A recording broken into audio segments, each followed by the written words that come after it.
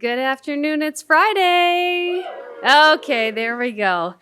Let's just have a moment to check in with each other. We always check in at the beginning of our self-reflections. Raise your hand if you've had a week. Okay, great. Me too. So we're all in the same space. If you had not had time to take a deep breath today, I invite you to do that.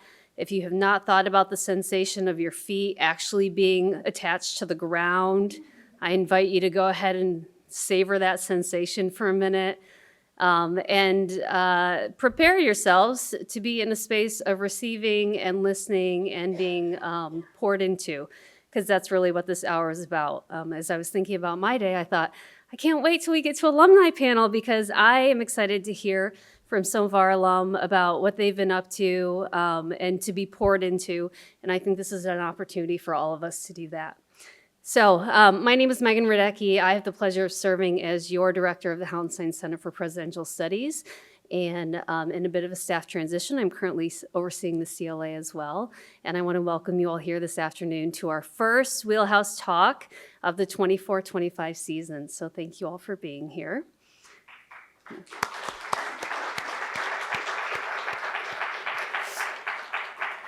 As some of you know, and some of you don't know, Wheelhouse Talks are a really special time where we get to hear about the practice and implementation of what we teach through the CLA. So in the Cook Leadership Academy, we talk a lot about concepts, we talk about theories and ideas about what leadership is. And when we get to the Wheelhouse Talks, we get to hear from some of the brightest and best from both within our community, outside of our community, and our own CLA. To hear about how they have put what they've learned into practice. And so that is the treat that we are in for today. I'm not going to belabor my remarks because I want to get straight to the panel. And so I'm going to do very brief introductions and invite them to the stage, and then I'm going to let them take over because they're the main event and who you really want to hear from. So today I'm so pleased to present to you 4 of our distinguished CLA alum.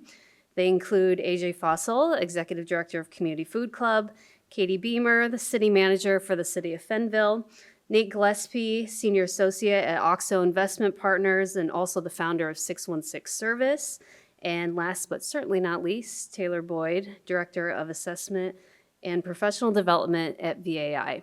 Join me in welcoming them to the stage.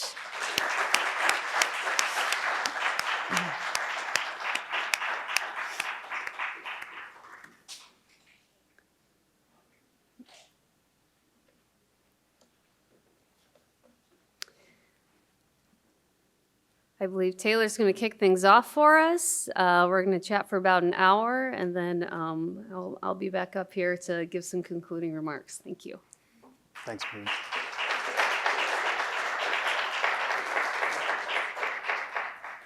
Thanks for those wonderful introductions. I think we'll have a little bit of time to kind of introduce ourselves. I'll ask these wonderful professionals a couple of questions. I'll answer some of them myself. And then we'll get to it. So do you want to start? Hi, everybody. AJ Fossel. I have the privilege of being the executive director at the Community Food Club. I've been there the last 7 years. And the Food Club is a nonprofit grocery store. We're located on the corner of Division and Hall. We provide fresh, healthy foods to anybody in Kent County who income qualifies. So who's at or below 200% of the federal poverty level.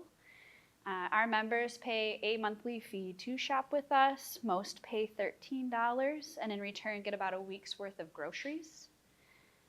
All of our food have a point value associated with it. And my favorite part about the Food Club is the healthier the food, the lower in points. So our members are able to come in and shop every day that they want to until their points are gone. And we're currently serving about 8,600 people a month in our store.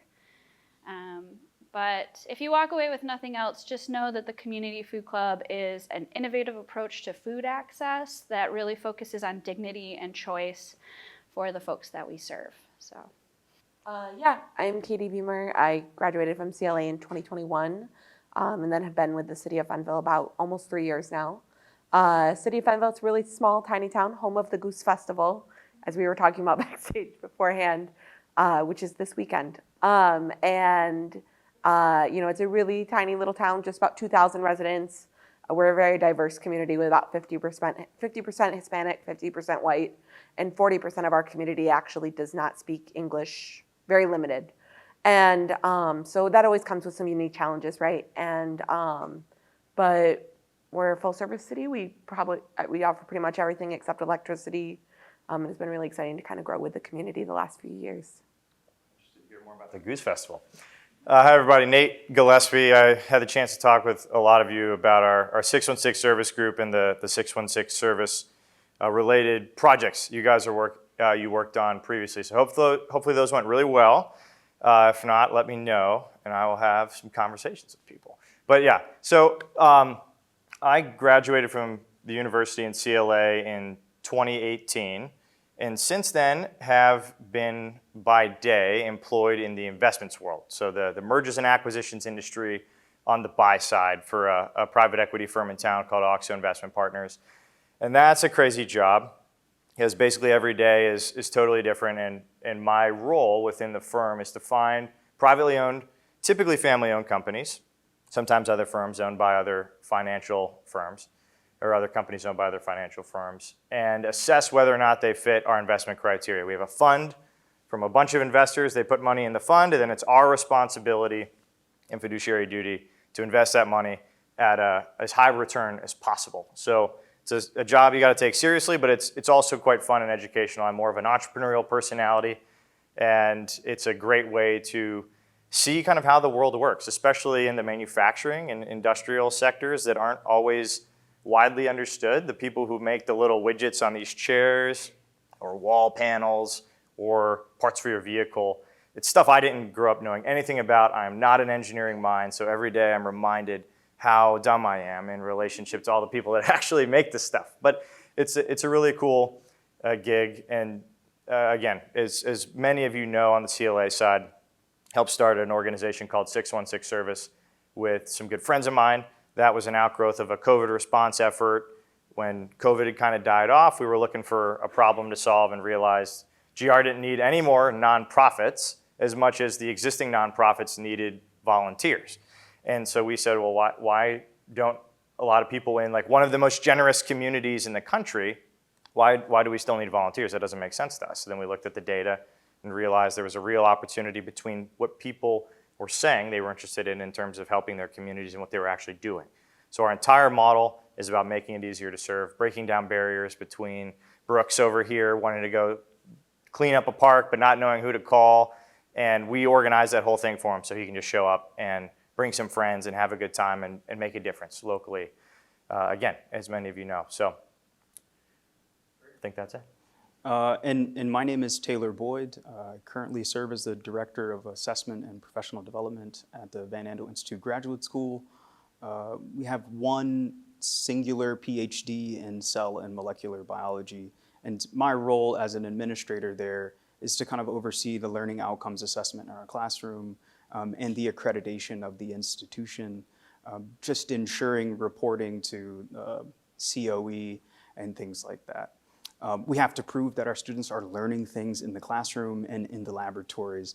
That is a primary function of my role, as well as faculty development opportunities, pedagogy in the classroom, how are we teaching, how is our instruction improving daily so that we know that our students are learning something. I graduated from Grand Valley through a master's program in higher education leadership in 2017.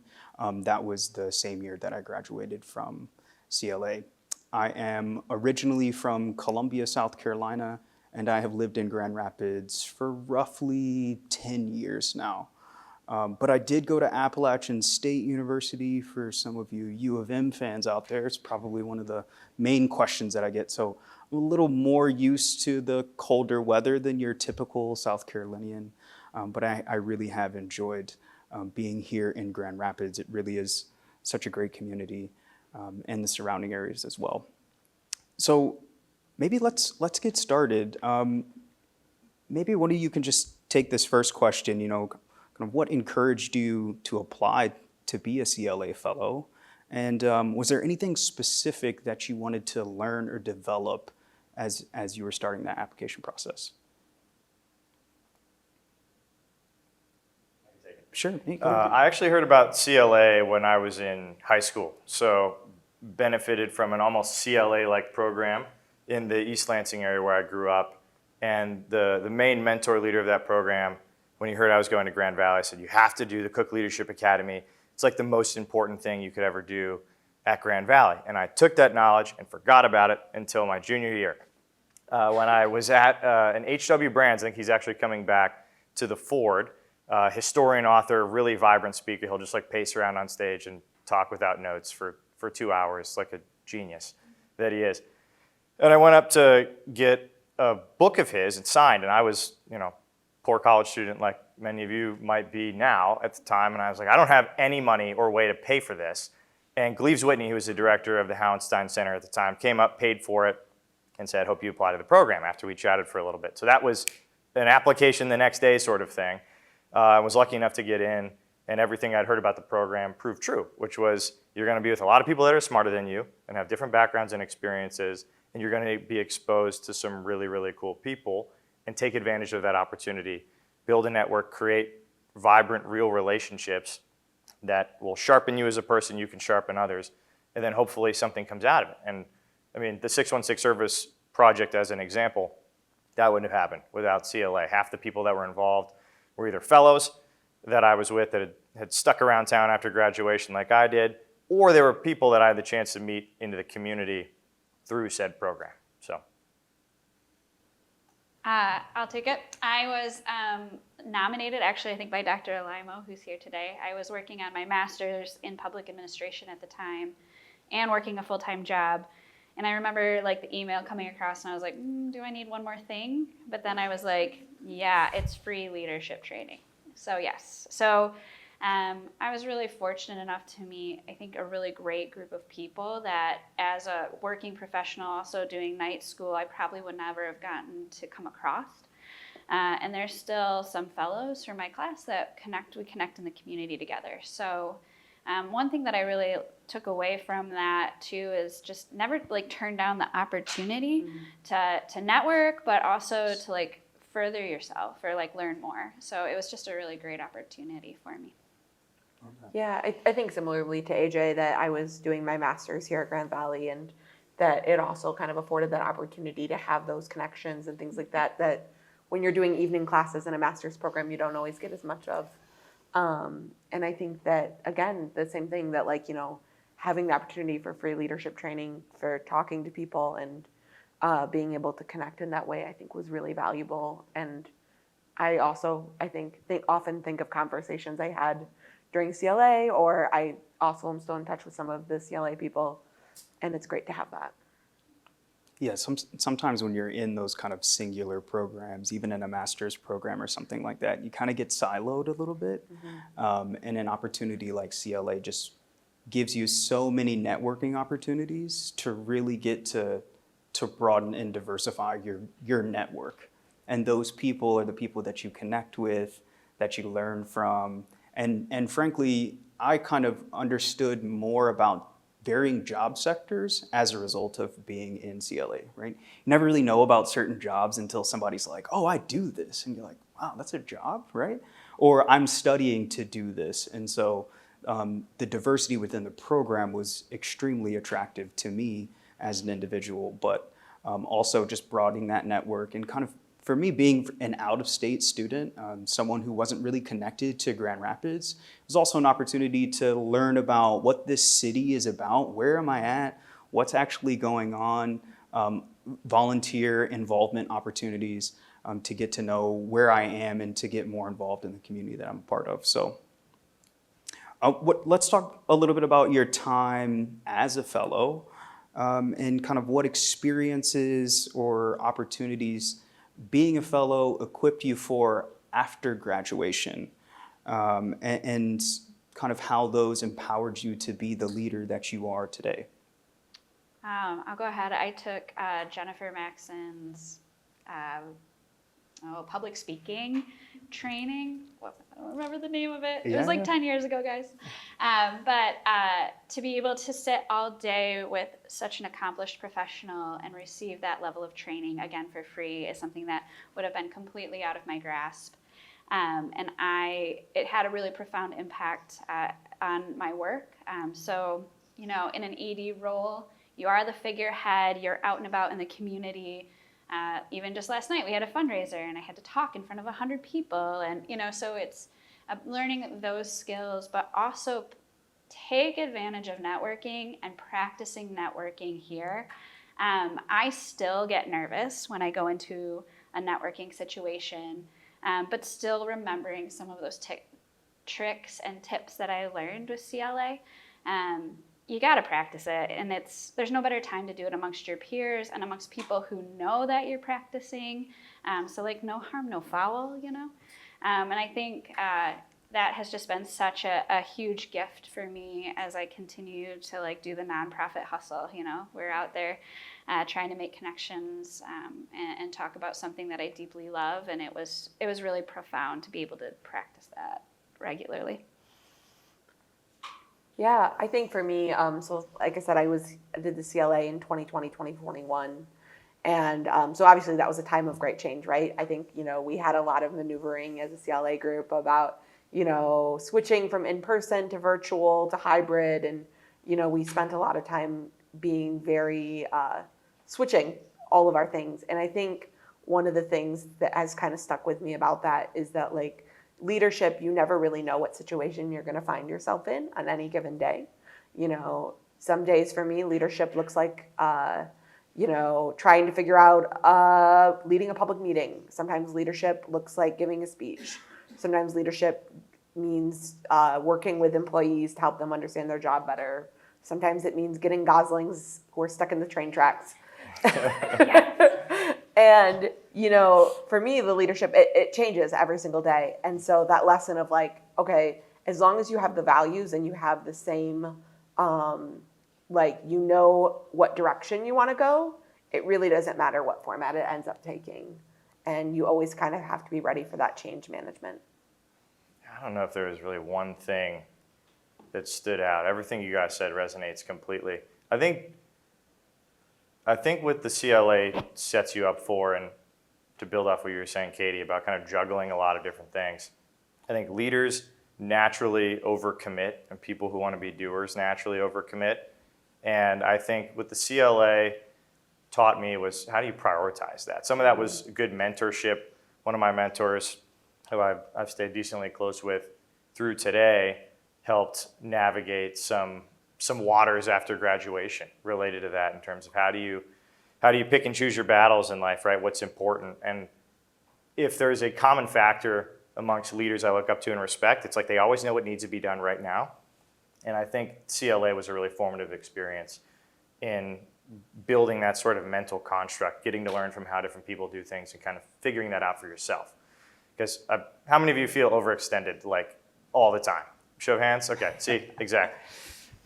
The other thing I would say to build off the networking dynamic is, if you have a little voice in the back of your head that says, maybe I don't need to go talk to that person, especially if you have something you want to ask them.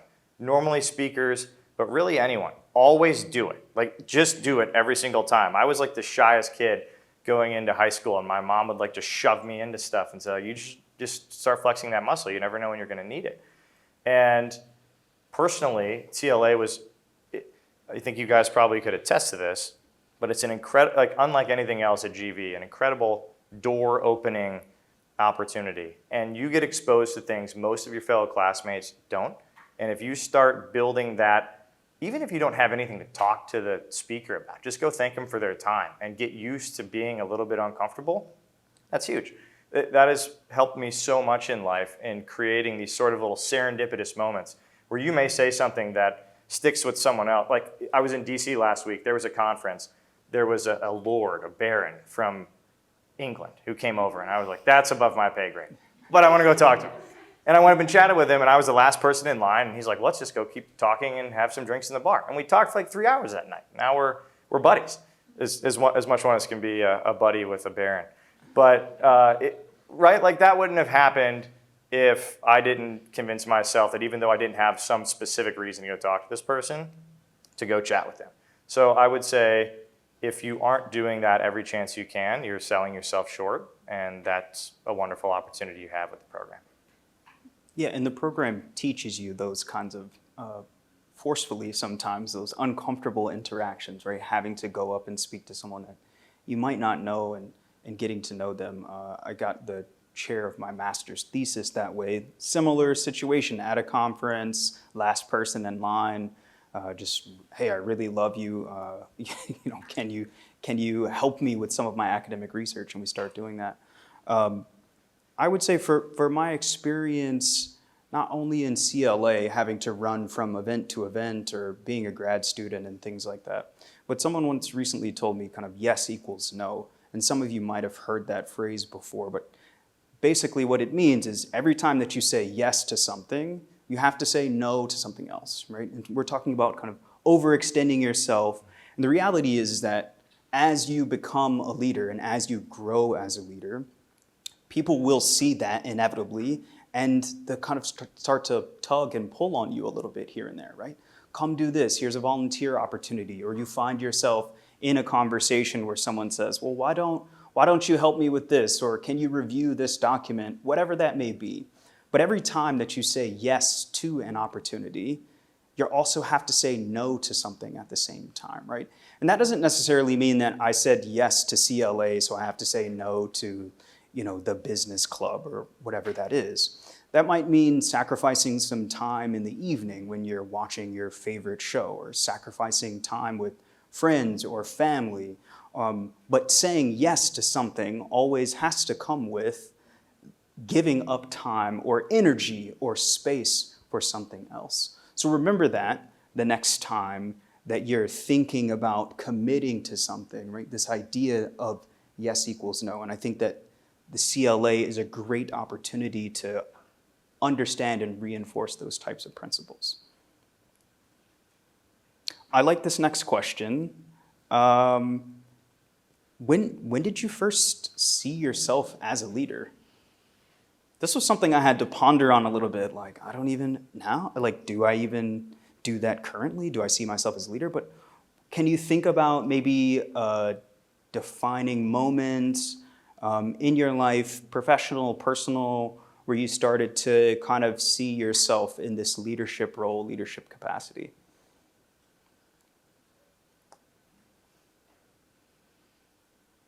I'll take it. I have no fear. I thought about this one. I did. I pondered it too, Taylor. Okay. So growing up, my parents owned restaurants. And so my earliest memories are cleaning baseboards at my parents' restaurant. I think I was 4, like underneath the tables, like I was in it, guys. And I realized as I got older and was continuing to work there that even at 13, 14, it's legal. If your parents own the business, I should say that.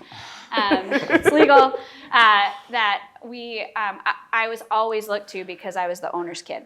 And so what I learned through that and some of the lessons that my parents taught me in leadership is that always take the trash out.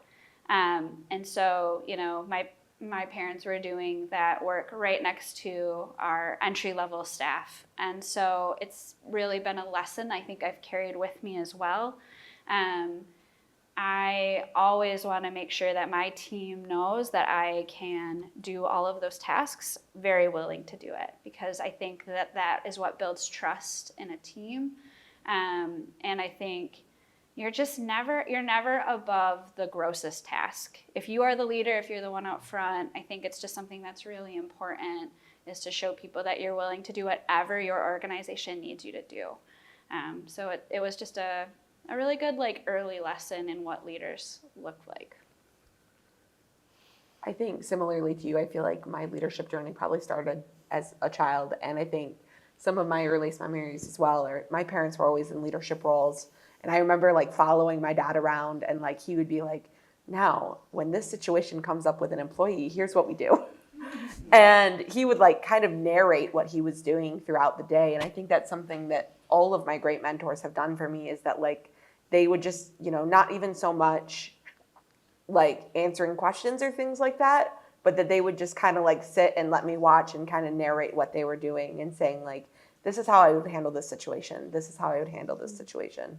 But I think alongside that also comes exactly what AJ said with like that, you know, leaders are always willing to do everything. And, you know, I think I saw that modeled for as a very early on, that like, you know, whatever task, you know, maybe I'm trying to think of, see, I've lost an example in my head, but, you know, whatever that is, that like leaders are willing to do whatever it takes. It's like a question phrased as an easy question, but it's a really hard question It because is. it's like answer what leadership means and then say how you think about yourself in that role all at once. Completely agree with everything my fellow panelists have already said on the leading by example, never being too big for a small thing. I think the other thing is leaders care about people, right? The leaders you probably all value the most, they care about you as a person, and you can tell when they're faking it. And I was very lucky enough to grow up in two-parent household where both of my parents, they were involved in a Christian sports ministry called Athletes in Action at Michigan State. They care about people more than anyone I know. We always had college athletes over, and they are digging into some really deep stuff with them on a daily basis, like stuff that the media would have a heyday over, right? Deep problems with people in high-profile roles, and they could do anything. They could go travel, they could hang out with their kids, they could hang out with their friends, but instead they want to spend time talking to somebody about like their breakup from last night until 2 a.m. Like, so the leadership by example was something I benefited from a lot because I saw my parents do it all the time. They were never too big to do the little things, and they always cared about people first. And I think it's also just having the confidence to step up when you need to do either of those things in kind of a public way, right? Leaders have vision, and I think it's important for all of you who I think probably have that sort of persona and mentality. If you have you clearly know that you want to do something interesting in the world, that's why you stepped up and put your names in the hat for this sort of a program, it's because you want to do big stuff. And I think it's important to have that vision, but hold it in a healthy tension with the sort of humility of doing whatever it takes, even stuff that people aren't going to see or pat you on the back for, or stuff that might feel below you, right? Like cleaning up the trash at work when there may be a janitor that like handles that. Like my uncle did this all the time. He was one of the higher up folks at an amusement park called Kings Island. It's like Junior Cedar Point in Cincinnati. And like my whole childhood, we go to this fun park and you think he'd be like, I'm the boss, like everybody, you know, bow down to me when I walk by. And he's like getting kids off railings and he's picking up garbage, like French fries that got thrown behind stuff. It's just always be in a posture of service to others, but with a vision. And I think that makes a great leader. Yeah, doing the right thing when no one is looking, right? I always think about putting the shopping cart back in the receptacle, right? And instead of actually like leaving it out, you know, no one's there holding me accountable in the Meijer parking lot, right? And I think to myself, you know, is this leadership, right? And maybe it is in that sense, but I think when that kind of idea, that mentality, right, is what leaders hold true. I still don't know if I see myself as a leader on a regular basis, day by day, month by month, whatever that may be. I was involved in scouting when I was younger, and I think one of the first experiences where I had to lead a group of my peers in a meaningful way was during my Eagle Scout project, right? I had to get my hands dirty. I had to create budgets. We're building these kind of wooden benches and signs and things, and we're outdoors, and I'm having to direct people, my peers, my buddies, you know, the guys that I goofed off with on camping trips, right? Now we have to be serious, and there has to be some kind of leadership mentality to that. And for me, that was one of the first experiences that I ever had. Still very much felt like a child, but was given these responsibilities to lead my peers. And it was very impactful and very meaningful, but that's kind of one of the first things that really comes to mind for me.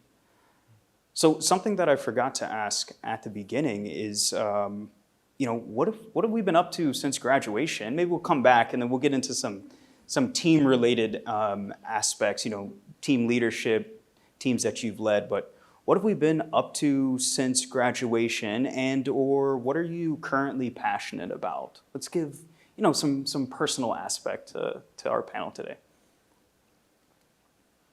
You go ahead. Oh, okay. I was gonna say we always start down there. Yeah.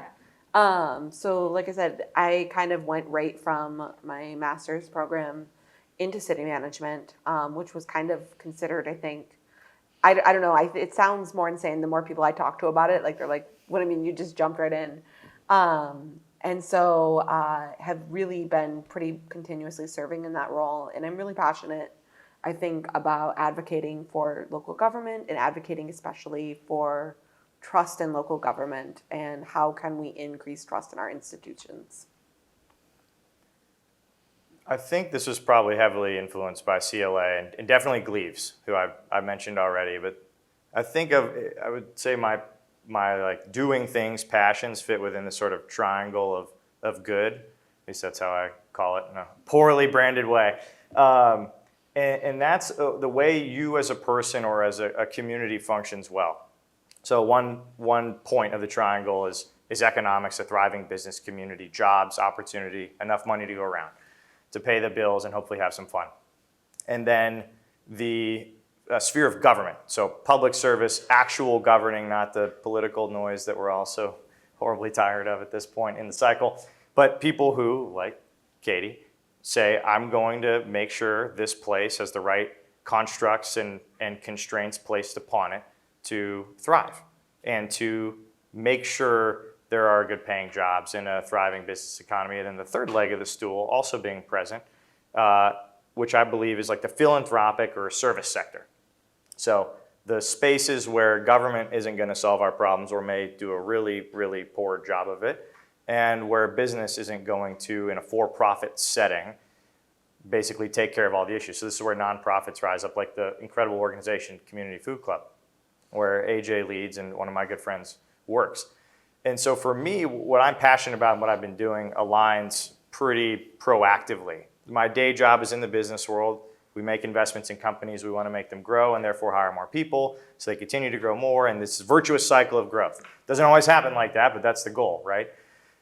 And then have been pretty involved in the public service and political sector, despite it being awful and terrible. My philosophy and my friend's philosophy is if all the normal people kind of self-sort out of politics, whether it's very local or at a national level, you kind of leave room for crazy and chaotic. And so a lot of us have stepped up and we've built this kind of unnamed, yet to be really formalized, but an organization that's working to get young folks, typically kind of right of center is the general philosophical alignment, engaged in public service in a meaningful way, helping people who want to run for office, helping people who want to play a role in politics behind the scenes, and then most importantly, helping find those people who say politics is noise but may care about real issues, engaged in good policy work.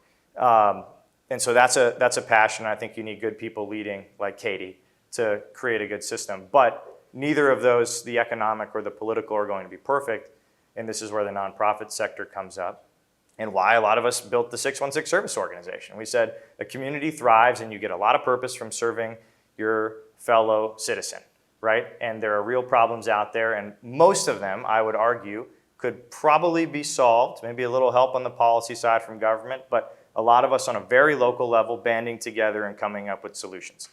And what better way to make those happen in a more likely scenario than pumping volunteer bodies into the equation? And that's what our organization's built for. So for me, what I'm passionate about and what I've been doing since school is trying to embody the kind of middle of that triangle of good. You want to take this one? Yeah, I feel sure. bad that you always go last. No, that's all right. I think since graduating, I've tried to give back. So I work in higher education, and I've tried to give back to those institutions that gave me opportunities or I have degrees from. So I kind of went back to the University of South Carolina, did a little work there in housing and residence life. I kind of came up through the RA ranks, resident assistant, kind of in the dormitories, in the residence halls. And then I had an opportunity to work here at Grand Valley as well. And I think for me, the work that I do in assessment and kind of understanding how students learn and helping faculty teach and instruct in the classroom more is something that I find meaningful and impactful.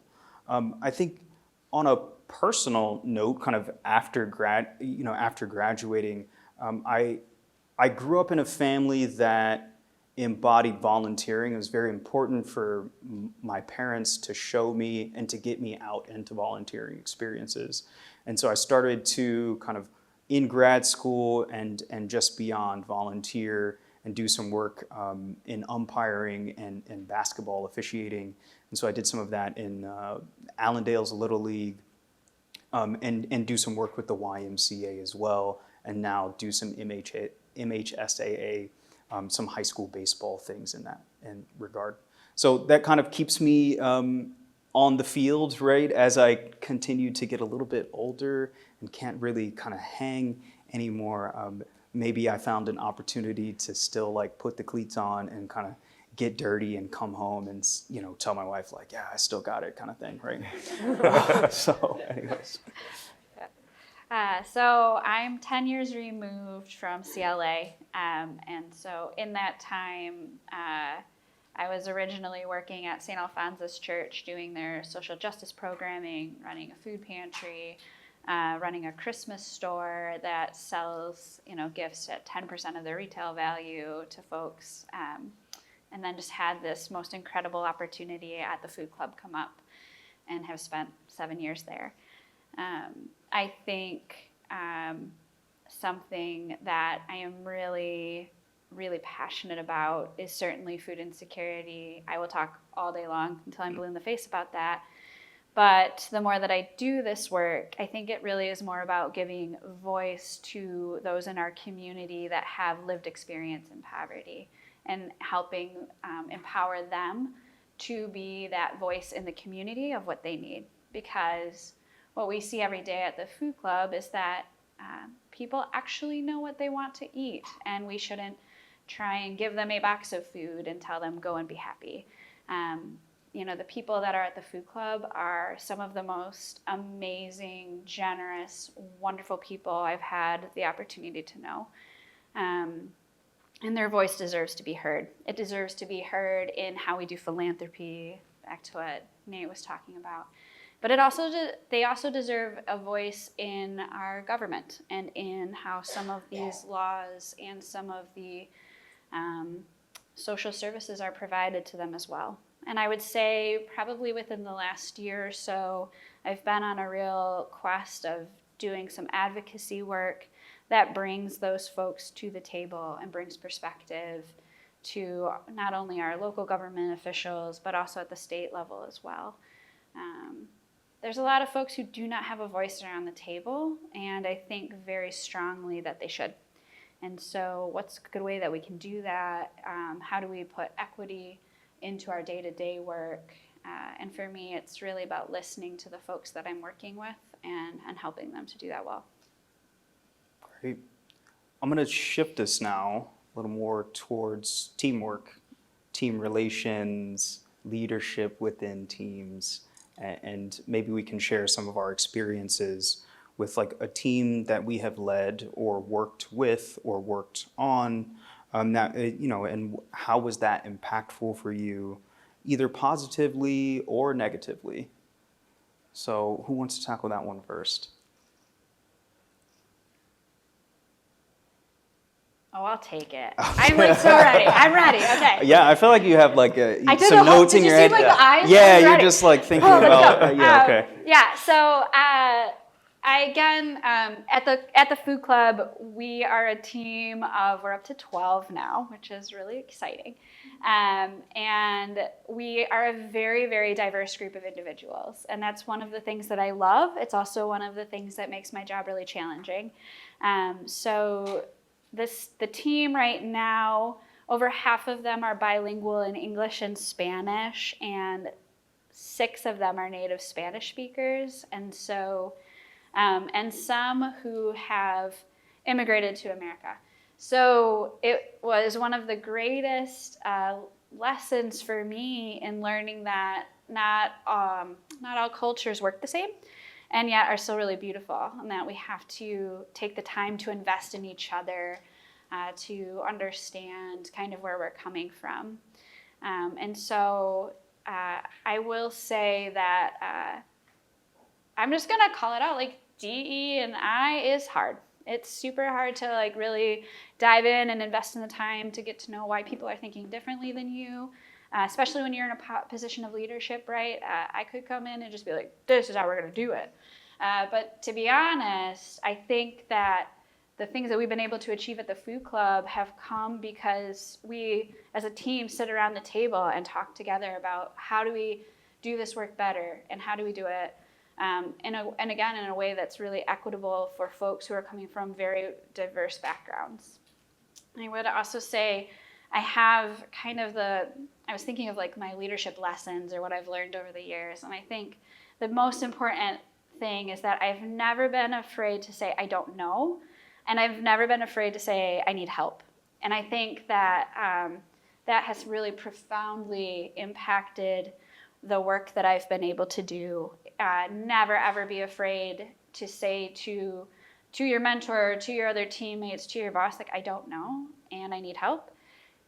If that's not well received, you're not in the right place. You know, I would 100 times rather have my teammates come to me and be like, can we figure this out together? Or again, I don't know, versus them trying to do it on their own and just like mucking around, you know, like let's not waste time, let's talk it through. So I think that that's been a big thing. Even as executive director, I have gone up to our, entry level floor and stocking people and been like, I don't know how to do this.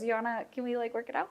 And they're brilliant. People at all levels have so much to give. And I think that listening to them just makes the work better. Yeah, I think to your point too, I had a friend give me some really good advice recently, which is that in smaller organizations, right, where you're working with a very small dynamic team, we have 9 of us at the city, that sometimes that can cause more conflict when you're building the team because people's personalities are like rubbing up against each other versus in a larger organization, right? People are able to, find others that maybe think the same way that they do and they have maybe a little less conflict. And so that it's not a failure necessarily to have conflict with your team. It's an opportunity, right? And so I think that when you're working, especially with a small team, finding ways to celebrate the little things that people do, finding ways to celebrate, to assign tasks, to play to their strengths. I feel like I spend a lot of time listening to people and finding out what parts of their job they really gravitate towards and what parts maybe they struggle with a little bit more, and trying to maybe reassign things in order to make their position more heavily focused on the things that they gravitate towards and really enjoy doing. Can you read the question one more time? Yeah, And then you can answer it next, and then I'll go after you. Yeah. We're sharing experiences about a team that we've led or we've worked on, and something that might have been impactful for us, either positively or negatively. Do you want me to take this, or do you? I'll go real Okay. quick. Now, You pass go back to ahead. you, because Go I'm probably ahead. the least Hey. qualified person to answer this. Because formally, at my work, I am both a leader and also very much not a leader. I'm kind of right in the middle of the pack. So I don't lead a really large team day to day. I've got some folks who work under me, but they don't technically report to me. And on the nonprofit side, we have one full-time employee, who's not me, Sam, who's just wonderful, and a board. So I'll use examples of maybe where I've been on a team, because I've been on some terrible teams and some really, really good teams. And I would say the dividing line between what makes those work versus not is kind of exactly what AJ and Katie were chatting about, which is leadership that has the ability to divine within a group what makes people tick and what's going to get them to work together to strive after whatever the common goal is. And on the teams that I've been on that have been really bad, just one in particular was a horrible experience, and ended in not great ways, was there was leadership in that situation that was 1,000% in it for themselves, right? Everything they did was first person, singular, possessive. It was like I or my, everything. It was never a we thing. And in those situations, you're never asked like, hey, pick on Brooks again because I see him. Like, Brooks, what makes you tick? Why are you here? What do you care about? You don't want to do that all the time, right? It doesn't need to be a mushy sort of thing where you're always talking about feelings and what people care about. You got to like focus on the project.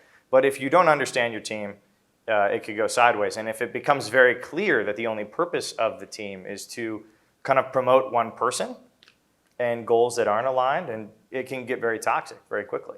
On the counter side, you guys all probably can think of examples like this, where you've been in a position where you're working for someone who really cares about you, can cast a vision, can say, here's what we're going to try to do, here's how we got to do it, here's what that means for you, and at the end of the day, here's what it means for all of us, right? Creating vision and incentive structure and a path that is clear. And as you think about becoming leaders, whether or not you're in some of those roles today, or whether I'm sure all of you will be in them you might be running a city like the minute you graduate. You just never know.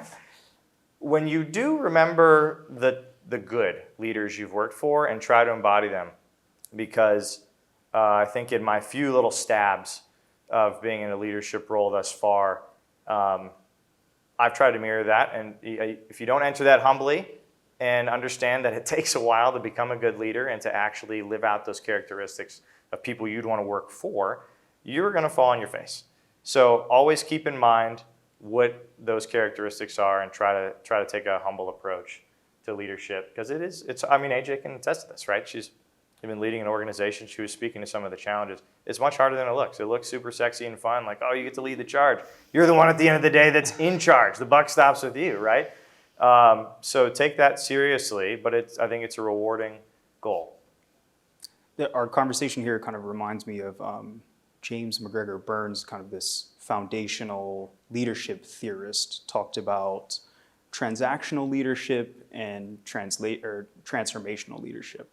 And so with these kind of transactional leaders, right, it's very much what can we, this level of exchange, right, between employer and employee, and what can you do for me and what can I do for you? And there's this constant back and forth between the leader and kind of the subordinate, if you will. And then these transformational leaders are more focused on getting to know individuals. How can we play to their strengths? I know that CLA, at least when I was in it, we did this DISC assessment, right? Kind of similar to a strengths assessment. So what are people good at? What do people gravitate towards? Where do their strengths lie? And this is this kind of transformational leadership rather than this exchange. And now both types of leadership styles, transactional and transformational, have pros and cons. And I think we've heard some of those experiences and stories today. It's always good to remember, how can we embody different aspects of those when we're faced with leadership, leading a team or being on a team in those aspects. So maybe since we're all kind of in different industries a little bit here, what does an effective team look like in your field? Maybe you can give some insights there and kind of, how to best create and maintain effective team dynamics, since we're kind of talking about team dynamics here.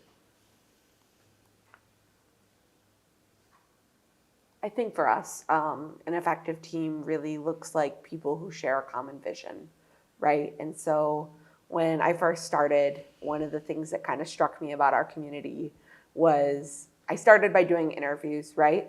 And so I would sit and I would interview various community members about what they thought were the challenges, they thought were the strengths of the community, where they wanted the community to go. And one thing I heard over and over and over again is, it's just Fenville, so it doesn't matter.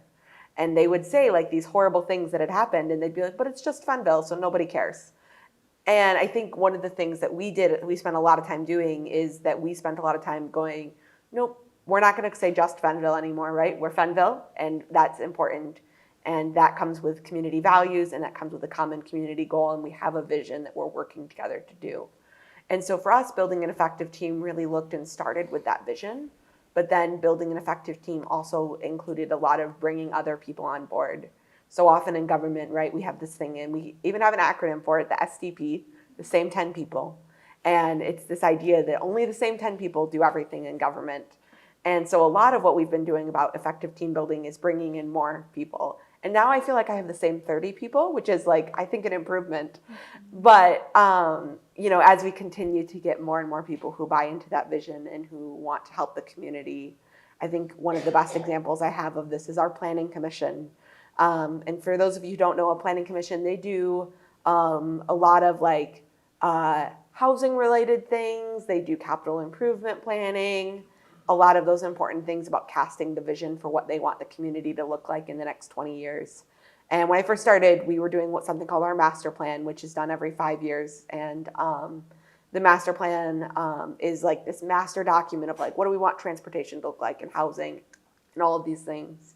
And we had to have 3 public hearings because I couldn't get a quorum in order to pass the master plan.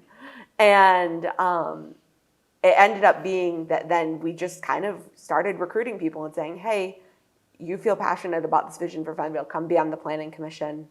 And a year later, my planning commission had met 27 times, had completely rewritten the zoning ordinance from scratch, and they had a really dynamic group, and they were really just casting this great vision for the community. And so I think building an effective team, right, starts with that vision.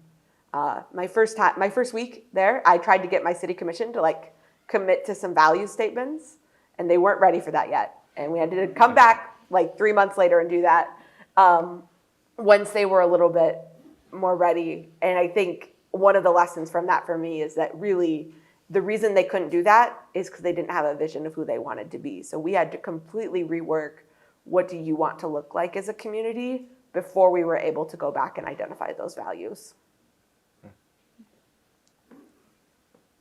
And same 30 people, still STP. So Yes. very well done. Hey. I like that. I'll go. So in my industry and in higher education, we're always working with a very diverse group of people. And I would say that what makes an effective team on a college campus, working with faculty, working with administrators, is always having that vision or that goal in mind. And for me, when I'm leading teams within my industry, our goal ultimately is for students to have a quality experience on campus and for our students to graduate with meaningful and impactful experiences. And if we can keep that at the forefront of our minds with all of the decisions that we make, all of the risk that we take, then that, for me, creates an effective team. And ultimately, you have to keep the goals and the vision at the forefront. If we forget about the purpose of why we're on the team, why we chose to be on the team, why we chose to be in that industry, why we chose to do what we are doing, then we're losing sight of the purpose and the value that we intrinsically are rewarded with while we're on that team. And so we can't lose sight of that. And in higher education, for me and for many of the teams that I've been on, it's always about the students. How can we make the students' experience better?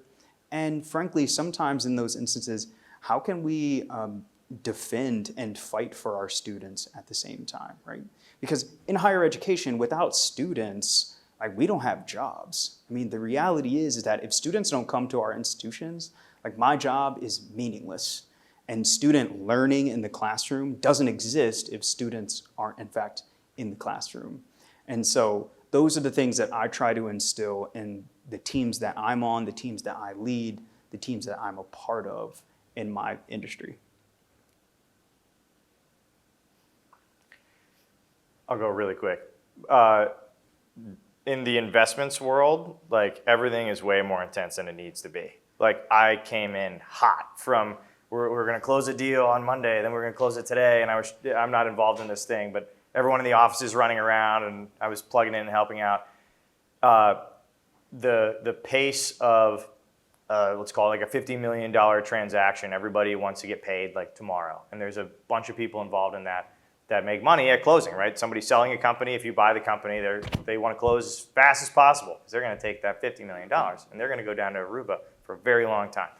And yet it's not like the crazy, it's not nuclear war, right? It's not like, you said Appalachian State, it's not like being in Boone right now, like cleaning up after the recent tragedy with the hurricane there. So sometimes the employees don't always see the necessity for moving fast. So what you have to do in our world, just like you said, Katie, is create a vision. Here is what we're doing. We have to get this deal closed.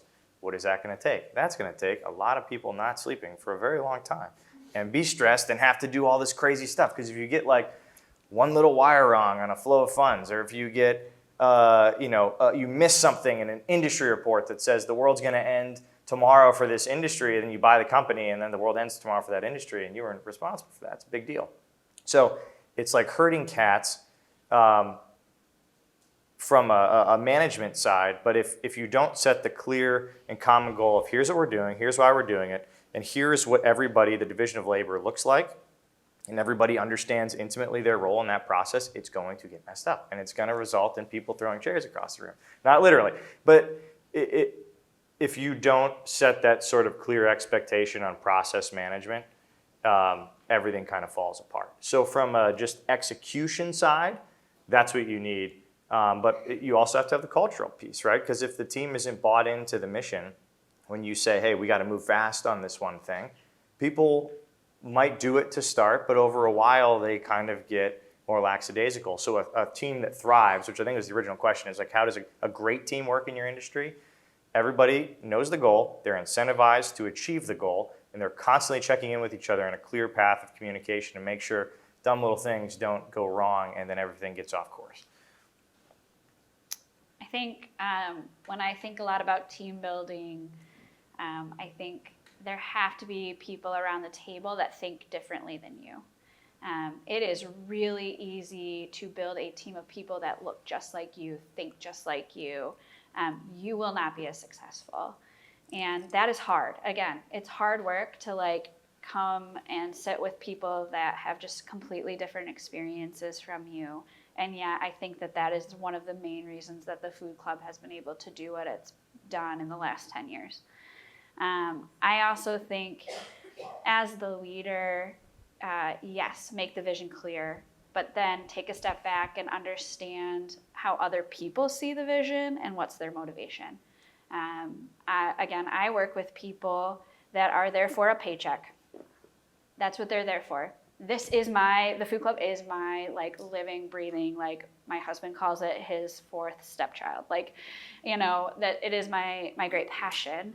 And yeah, we can still get good results together if we understand what we're here for. And I know that some of my teammates, they just want to show up, they want to work hard, and they want to go home.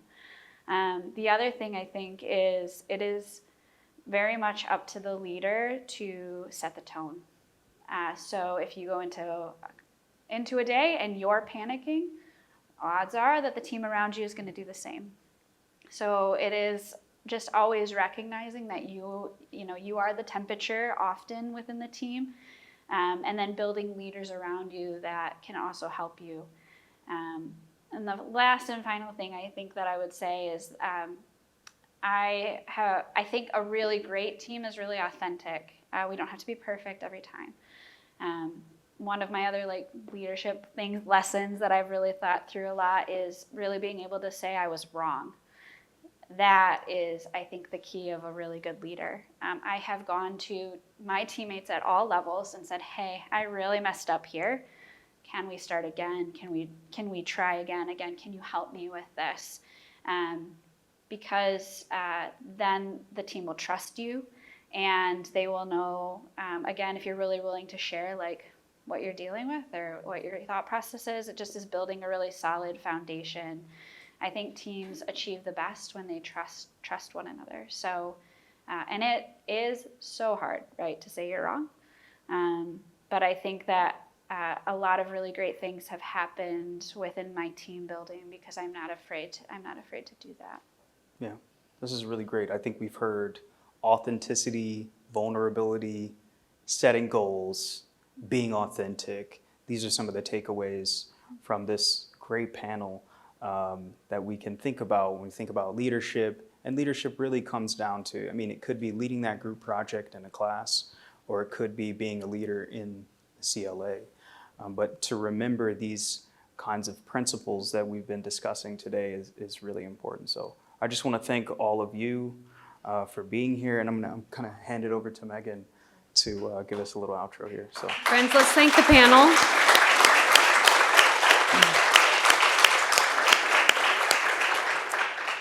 I could sit here a lot longer, but we actually have prepared some food. AJ mentioned gathering around table with others who are different than us.